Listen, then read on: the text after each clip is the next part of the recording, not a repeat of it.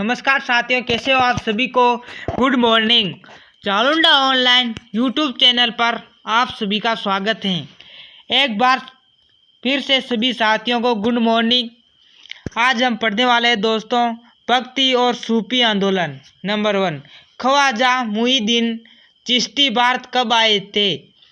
ख्वाजा मुहिद्दीन चिश्ती भारत कब आए थे। उत्तर है दोस्तों 1152 ईस्वी में मुहम्मद में गोरी की सेना के साथ। उत्तर है दोस्तों 1152 ईस्वी में मुहम्मद गोरी की सेना के साथ आए थे दोस्तों।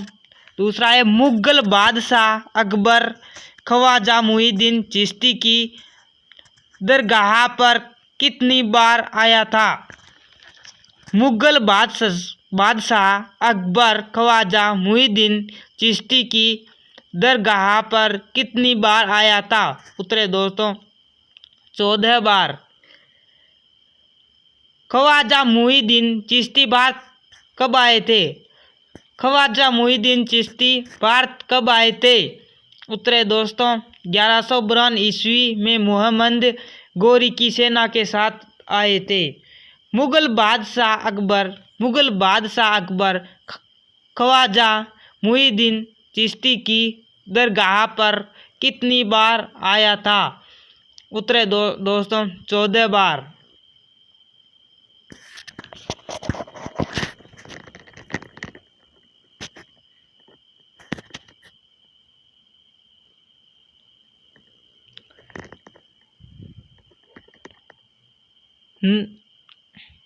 नोट अकबर ने ख्वाजा की दरगाह पर 2 बार पैदल यात्रा की थी। नोट अकबर ने ख्वाजा की दरगाह पर 2 बार पैदल यात्रा की थी। हिमुद्दीन नागौरी को सुल्तान तरीकिन सन्यासियों का सुल्तान की उपाधि किसने प्रदान की थी। हमीदुद्दीन नागौरी को सुल्तान तरीकिन सन्यासियों का सुल्तान की उपाधि किसने प्रदान की थी। उत्तर है दोस्तों मुहिद्दीन चिश्ती ने। मुहिद्दीन चिश्ती ने।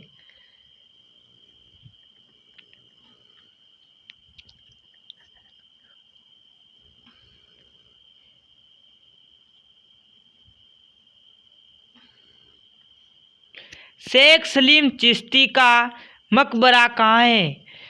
शेख सलीम चिश्ती का मकबरा कहाँ है। उत्तर है दोस्तों फतेहपुर सीकरी। उत्तर है दोस्तों फतेहपुर सीकरी। शेख सलीम चिश्ती का मकबरा कहाँ है। उत्तर है दोस्तों फतेहपुर सीकरी। अमीर खुसरो किसके शिष्य थे।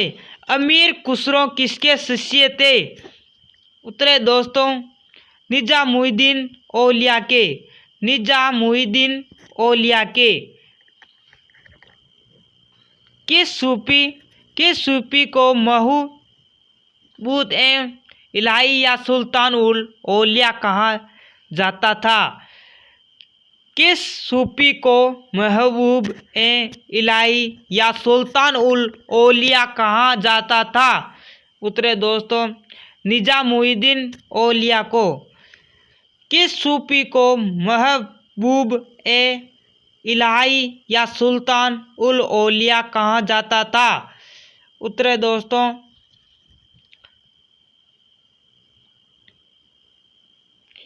दोस्तों निजामुद्दीन औलिया को। नोट निजामुद्दीन औलिया की दरगाह दिल्ली में है। निजामुद्दीन औलिया की दरगाह दिल्ली में है दोस्तों। नंबर 7, सतारी सिलसिले के किस सूफी को कुतुब कहा जाता था। सतारी सिलसिले के किस सूफी को कुतुब कहा जाता है। उत्तर है दोस्तों मोहम्मद गौस को। मोहम्मद गौस को। एक बार सभी मित्र क्लास को दबाकर शेयर व लाइक कर दीजिए और सब्सक्राइब कर दीजिए।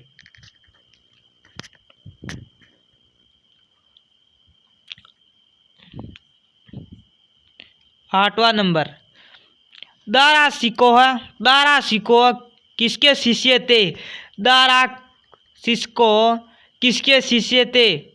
उत्तर है दोस्तों कादरी सिलसिले के थे। दारा सिस्को किसके शिष्य थे?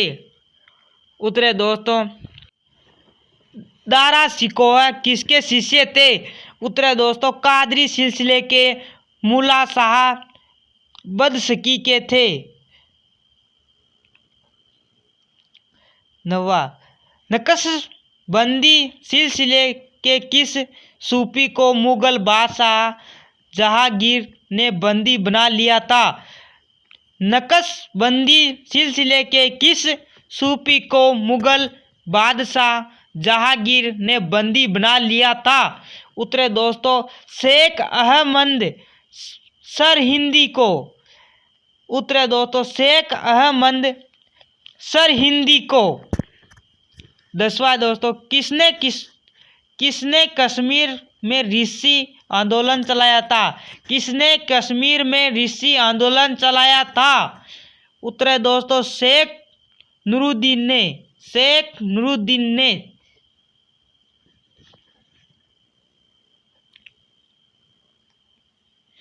किस संत को 11वां नंबर है किस संत को चोल शासक कारण सिर गम छोड़ना पड़ा? किस संत को चोल शासक कुलोत्तुंग प्रथम के विरोध के कारण श्रीरंगम छोड़ना पड़ा था? उत्तर दोस्तों रामानुजाचार्य को। रामानुजाचार्य को। 12वां राजस्थान में किस स्थान पर निम्बार्क संप्रदाय की पीठ है? राजस्थान में किस स्थान पर निम्बार्क संप्रदाय की पीठ है? उत्तर है दोस्तों सलेमाबाद अजमेर में। सलेमाबाद अजमेर में। 13वां नंबर किस भक्ति संत ने अपने संदेश के प्रचार के लिए सर्वप्रथम हिंदी भाषा में उपदेश दिए? किस भक्ति संत ने अपने संदेश के प्रचार के लिए सर्वप्रथम हिंदी भाषा में उपदेश दिए? उत्तर है दोस्तों रामानंद ने।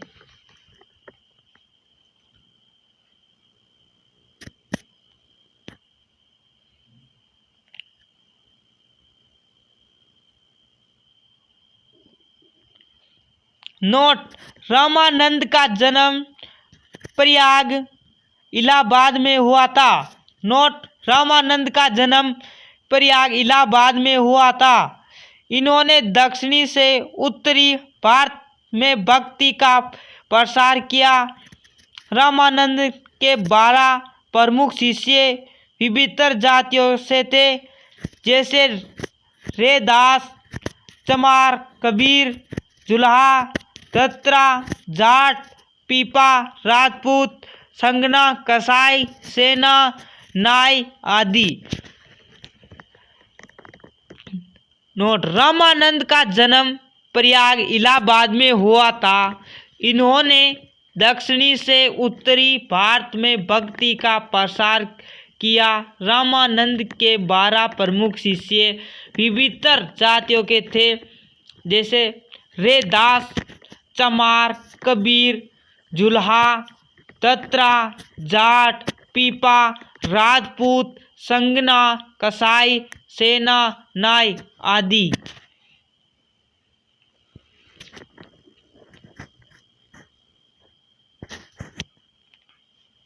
चौदह नंबर बीजक का रचयिता कौन था? बीजक का रचयिता कौन था? बीजक का रचयिता कबीर दास जी थे।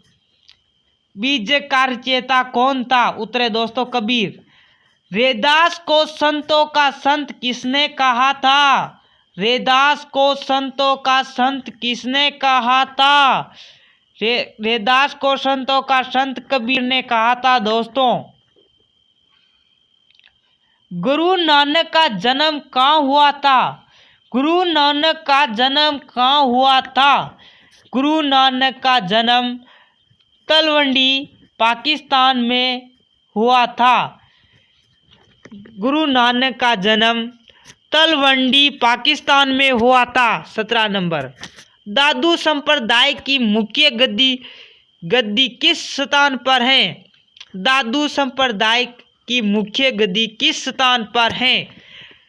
उत्तर है दोस्तों नरेना जयपुर में। नरेना जयपुर में। नोट, दादू का जन्म अहमदाबाद में हुआ था। दादू का जन्म अहमदाबाद में हुआ था। दादू ने निफंग संप्रदाय का उपदेश दिया। दादू पंथ के सत्संग स्थल अलग दरिम्बा कहलाते हैं। दादू के 52 शिष्य 52 स्तंभ कहलाते हैं।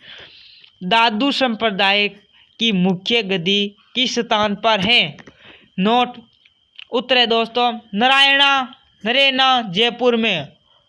नोट है, दादू का जन्म अहमदाबाद में हुआ था। दादू ने निफंग संप्रदाय का उपदेश दिया था। दादू पंथ के सत्संग स्थल अलग दरिबा कहलाते हैं। दादू के 52 शिष्य 52 स्तंभ कहलाते हैं दोस्तों।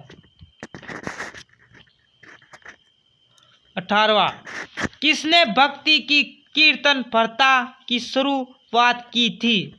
किसने भक्ति की कीर्तन प्रथा की शुरुआत की थी? उत्तर है दोस्तों चैतन्य महाप्रभु ने।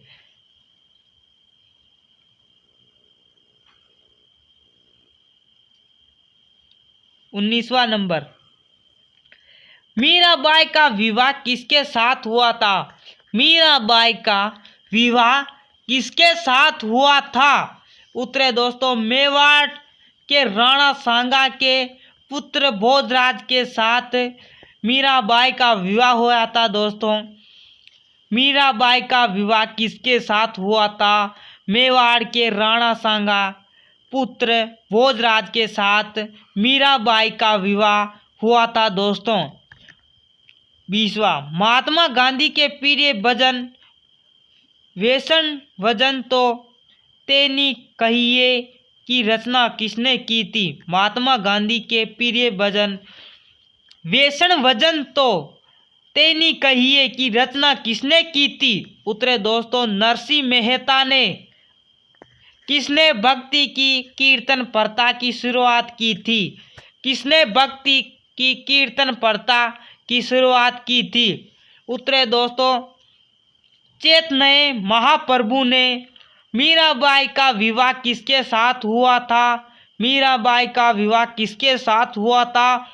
मेवाड़ के राणा सांगा के पुत्र भोजराज के साथ मीराबाई का विवाह हुआ था दोस्तों।